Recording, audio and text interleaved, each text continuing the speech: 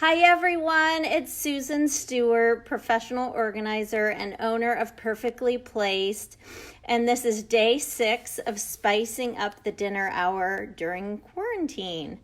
So I hope you guys have been having fun doing these different ideas. Today's idea is good for any age, but I think that probably older grade schoolers and middle schoolers would probably have the most fun with this one.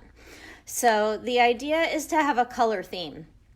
So you might choose one color, such as yellow or red, and try to come up with a meal in which every item on the plate is that same color.